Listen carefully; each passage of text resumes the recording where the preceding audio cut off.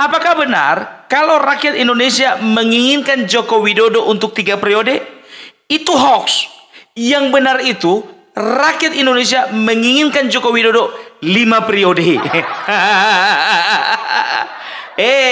Betul serius. Kalau kayak kami-kami ini maunya 3 periode lagi lah. Gitu loh. Karena tahu ndak kalian, memang betul sebagian, hanya sebagian yang menginginkan Joko Widodo 3 periode, iya kan? Itu tapi sebagiannya itu sebagian besar. Kalau kalian tanya 85% masyarakat Indonesia yang kepingin rakyat yang masih cinta dengan Joko Widodo, itu bisa dijamin itu kepengen masih dipimpin oleh Joko Widodo. Tapi itu kan menyalahi konstitusi, itu melanggar konstitusi, ya. Tapi ini ada yang menarik nih. Kalau untuk saat ini Opung Parbelak ingin dulu membawa kalian kepada suasana di mana awal mulanya, gimana ceritanya ada ada opini yang menyatakan bahwasanya Joko Widodo menginginkan 3 periode, ya. Kalau ku katakan itu 100% hoax, ya. Nah, kita akan dengarkan cerita yang disampaikan oleh orang terdekat dari Joko Widodo, ya. Orang yang terdekat bisa dikatakan salah satu orang yang punya andil lah di dalam di dalam keberhasilan Joko Widodo menjadi seorang presiden. Namanya kawan ini adalah Sylvester Matutina, ya, dari kalau tidak salah dari NTT, ya. Jadi siapa beliau ini? Beliau ini adalah orang yang saat itu sedang debat dengan Rocky Gerung, ya, dan Rocky Gerung ya tidak mau berdebat satu room dengan dia. Karena apa? Karena selalu dipatahkan. Rocky Gerung minta pulang. Ada itu Sylvester Matutina dan Rocky Gerung minta pulang. Ya, kalau nggak salah itu di ILC. Kalau nggak salah.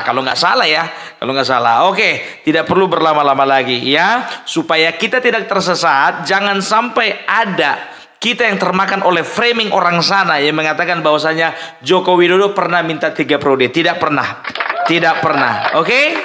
Alright, baby. Ya, mari kita saksikan. Pak, akhirnya. Tapi sebelum masuk ke situ, saya kepingin juga sedikit dapat penjelasan bagaimana cerita Pak Jokowi mau 3 periode itu. Ya, jadi 3 periode ini itu Pak Jokowi itu kalau nggak salah dilantik yang kedua kali 20 Oktober 2019. Nah, setelah itu November itu karena menurut itu Pak Amin Rais sih sebenarnya. Beliau ini kan nggak suka banget ya kalau nggak mau dibilang benci banget sama Pak Jokowi. Jadi dia mewacanakan ya udahlah jangan lagi ini, kalau bisa dia 3 periode aja sekalian gitu. Jadi hanya sama orang-orang dekatnya Pak Jokowi diamplifikasi, Bang. Iya. Jadi mereka nggak tahu bahwa sebenarnya ini Pak Amin Rais yang memulai mencetuskan ide ya, ini, supaya seolah-olah Pak Jokowi ini haus kekuasaan. Jadi Amin Rais ini menyatakan itu bukan mendukung, maksudnya ngejek ya. Ngejek sebenarnya. Hanya yang di kita itu akhirnya mendukung ya, terus sampai perpanjangan masa jabatan presiden. Tapi Pak Jokowi itu sebenarnya membantah. Saya masih ingat di 19 Desember 2021 kalau nggak salah, atau 2022 itu beliau nggak mau. Bahkan beliau bilang yang mengusung itu adalah menjilat saya dan menampar saya. Iya, kata presiden. menampar muka saya. Nah, akhirnya setelah itu presiden mengundang saya dan ada 2 teman ketemu. Jadi waktu ketemu itu bulan Agustus 2021 mungkin, Bang. Apa 22 ya. Waktu COVID yang kedua menyerang, Agustus.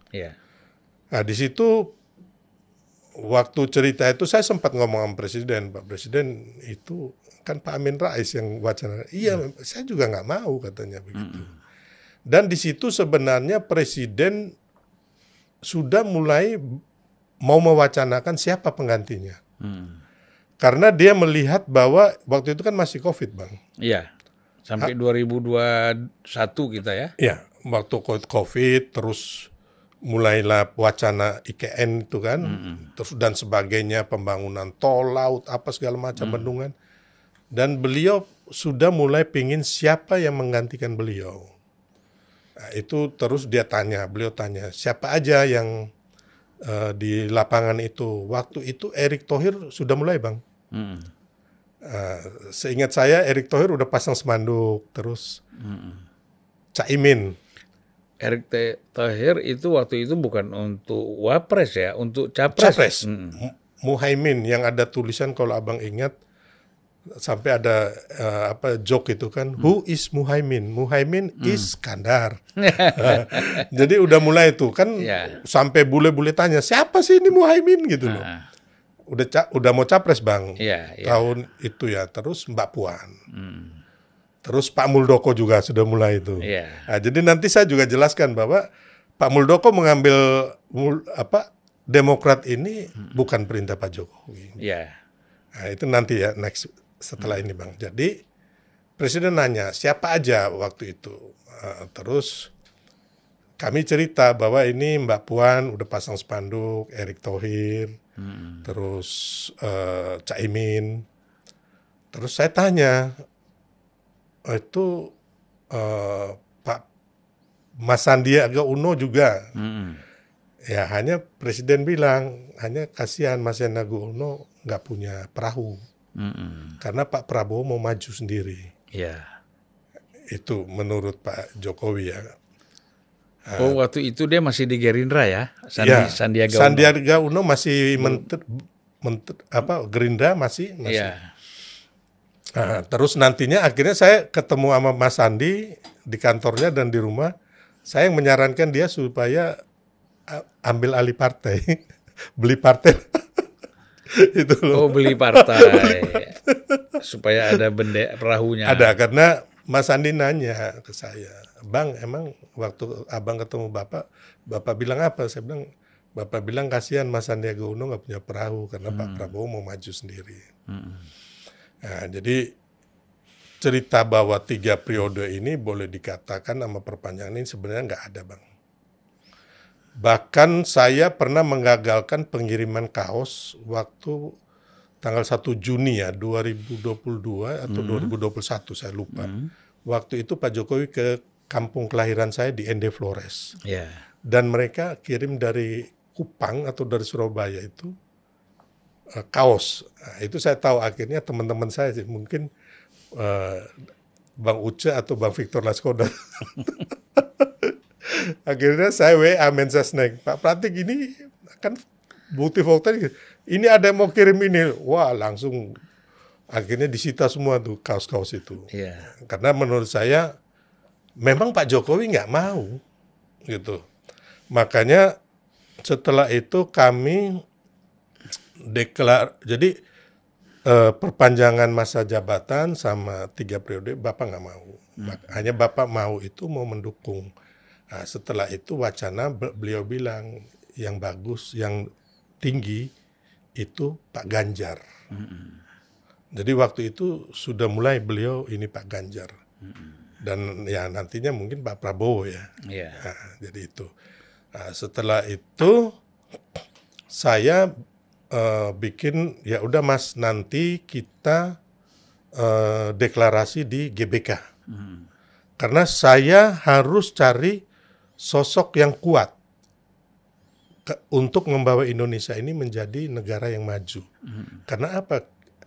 Takut disayangkan bahwa kita ini memiliki bonus demografi yang kalau nggak salah habisnya tahun berapa ya mulainya itu 2025 ini udah mulai itu. Nah, jadi presiden itu sebenarnya hanya pingin beliau ini bisa mendorong penggantinya, Bang. Bukan 3 periode atau perpanjangan masa jabatan. Termasuk Mas Gibran. Mas Gibran itu nggak ada dalam radar sama sekali. Jadi waktu itu Pak Ganjar lah. Akhirnya tanggal 22 bulan 2 Februari tahun 2022 saya bersama 400 organ relawan Jokowi deklarasi setia tegak lurus Jokowi. Jadi ketika Pak Jokowi mendukung ini ya kami ke situ. Ya. Nah, jadi setelah itu yang saya bilang tadi kenapa Pak Jokowi nggak mau 3 periode dan perpanjangan, Bang? Karena setelah saya deklarasi itu saya langsung dipanggil Bapak ke Manado. Ketemu Bapak di Manado.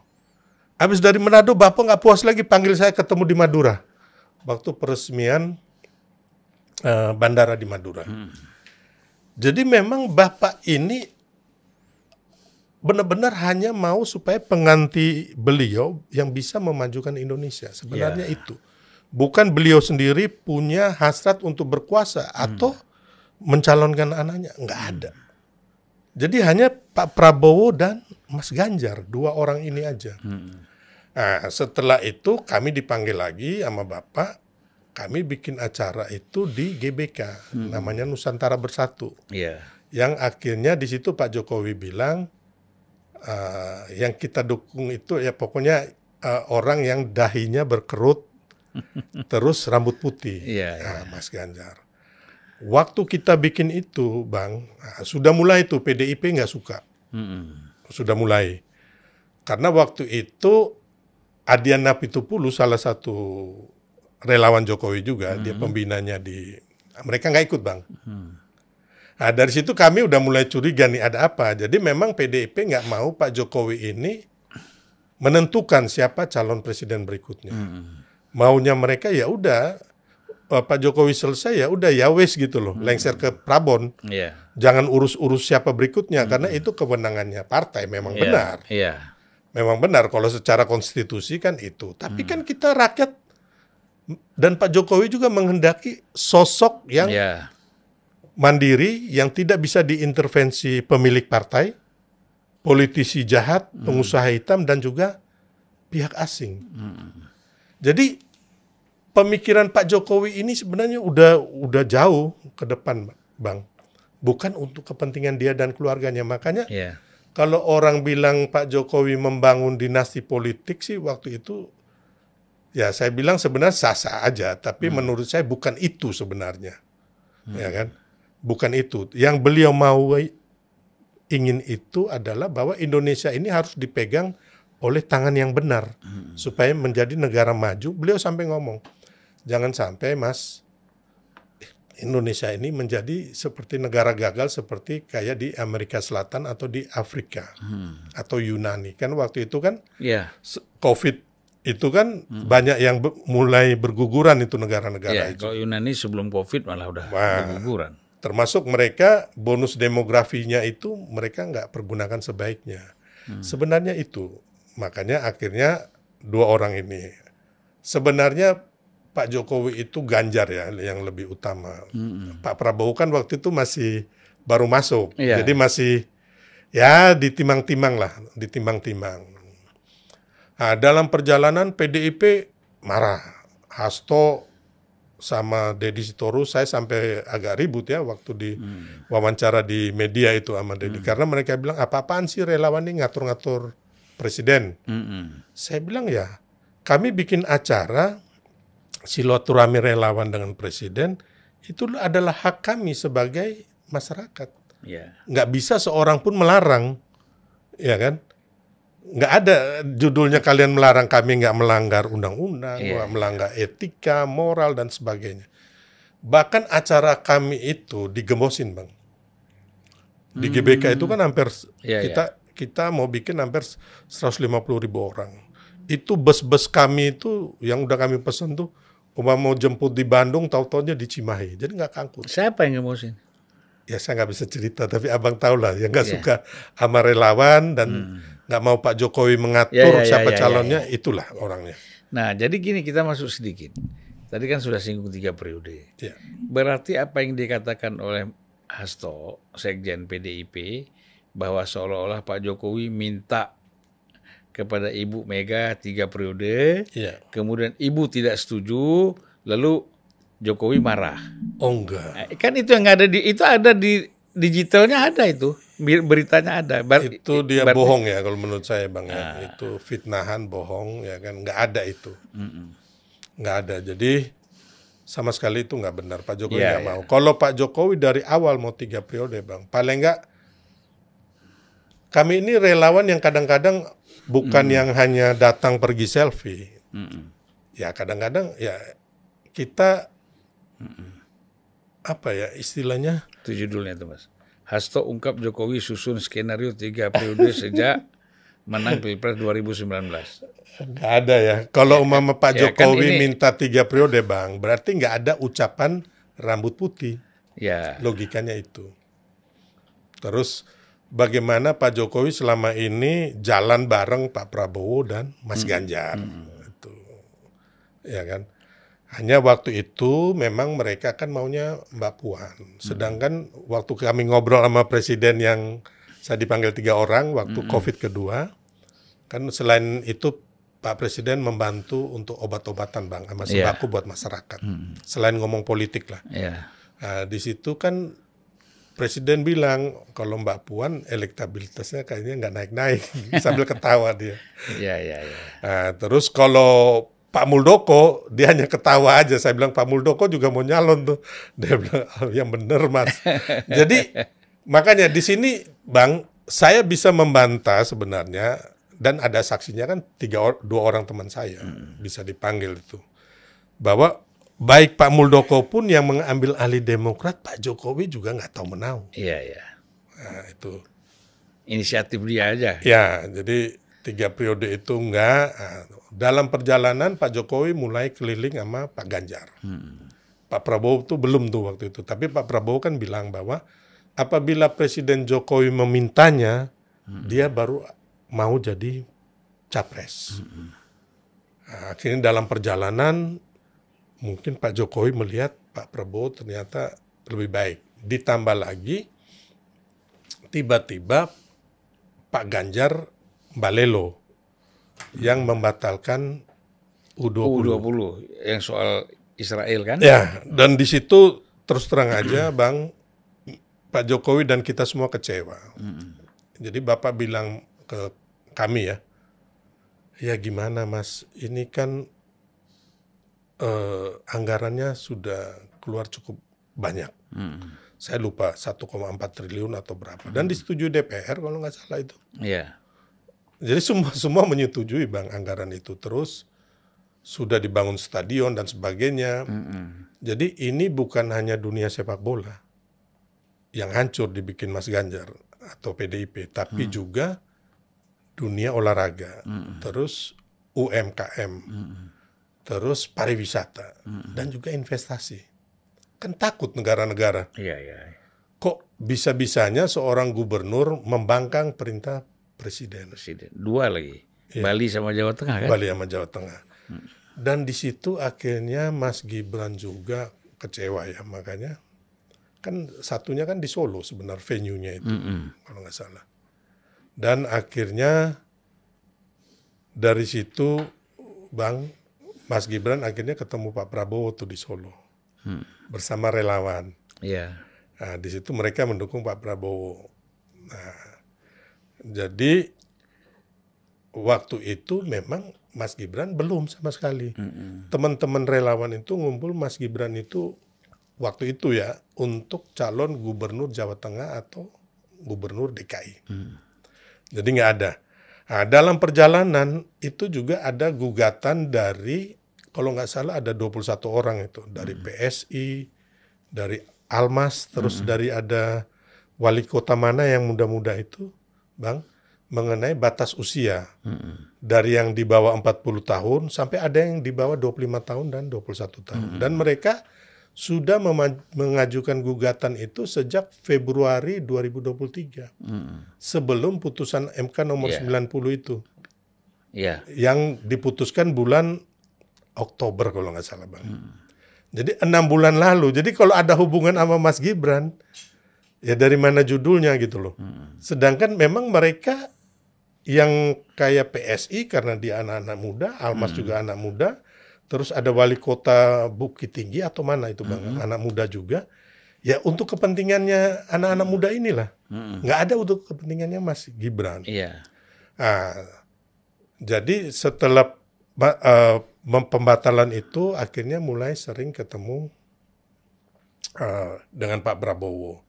Tapi sebelumnya ada satu kali pernah, makanya saya bilang kalau Pak Jokowi ini, kalau orang bilang dia yang intervensi Ya. untuk pemenangan Prabowo Gibran, menurut saya sih nggak pernah ada ya. Tapi kalau dia secara bahasa tubuh, Bang, ya itu benar gitu loh. Contoh dia makan sama Pak Prabowo. Masih sebelum U20 itu kalau nggak salah pernah satu kali, ini Pak Jokowi cerita nih, Pak Prabowo mau ketemu sama Mas Anies. Langsung pusing Pak Jokowi, itu cerita sama kita. Karena kan ya Pak Jokowi bilang akhirnya saya telepon Pak Prabowo supaya ke Jawa Tengah. Makanya akhirnya Mas Ganjar sama Pak Prabowo itu jalan-jalan di Pematang Sawah sama Pak Jokowi. Jadi memang begitulah yang diatur itu. Makanya saya itu kalau orang bilang Pak Jokowi membuat skenario kecurangan secara TSM, terstruktur, sistematif dan masif itu saya belum punya bukti. Mereka belum bisa menunjukkan ke saya bukti baik video, ucapan atau apapun. Belum pernah ada, Bang. Termasuk yang di MK. Nah, jadi akhirnya setelah itu U20 itu kita semua udahlah Pak Mas Ganjar ini kayaknya di kita selesai. Tapi banyak orang-orang relawan atau pendukung Pak Jokowi juga sudah ke Mas Ganjar. Nah, kami soulmate waktu itu belum termasuk ke Pak Prabowo. Waktu itu karena kami punya kayak relawan kami di Solo, Boyolali, di Jawa Tengah tuh banyak orang PDIP juga. Gitu Bang. Jadi kita masih timing menunggu waktu nih untuk membantu Pak Prabowo. Karena memang belum juga diputuskan. Nah, setelah itu Ibu Mega mengumumkan Pak Ganjar. Sebagai capres. Tapi sebelumnya kan beliau ketemu dulu sama Mas Ganjar, baru panggil Pak Jokowi yang setelah beliau waktu itu udah pulang mau lebaran sudah ke Solo. Sampai di Solo.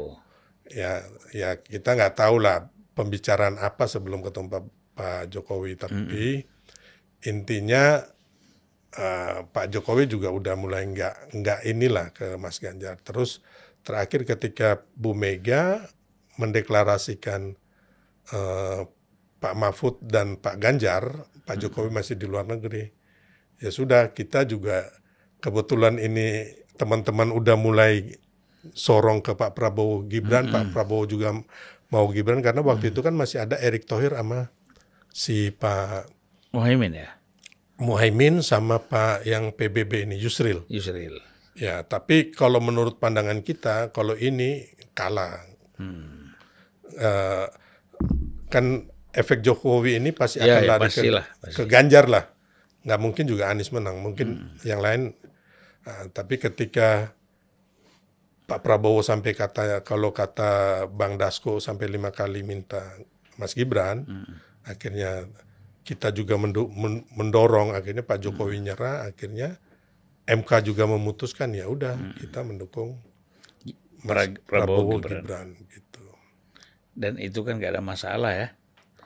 Karena teman-teman kan juga semuanya di soulmate solid kan. Solid. Untuk ke arah situ. Jadi sebenarnya cerita ini luar biasa karena sekaligus untuk menjelaskan persepsi-persepsi liar yang selama ini ya terutama terhadap Pak Jokowi ya. Jadi dianggap punya ambisi dan segala macam. Saya ingat sekali itu ketika Bambang Susatyo itu ketua MPR ketemu dengan Pak Jokowi, keluar dari satu terus ngomong soal ada wacana amandemen Undang-Undang Dasar 45 menyangkut juga masalah 3 periode. Itu tadi Pak Jokowi ada yang menampar muka saya, ada yang menjela saya. Kalau sebenarnya Pak Luhut terus yang lain-lain juga kan apa ya Bang, kalau mau juga kami juga pasti diperintahkan lah untuk mensosialisasikan atau menggolkan di DPR, MPR yang kayak gitu, tapi nggak pernah ada gitu.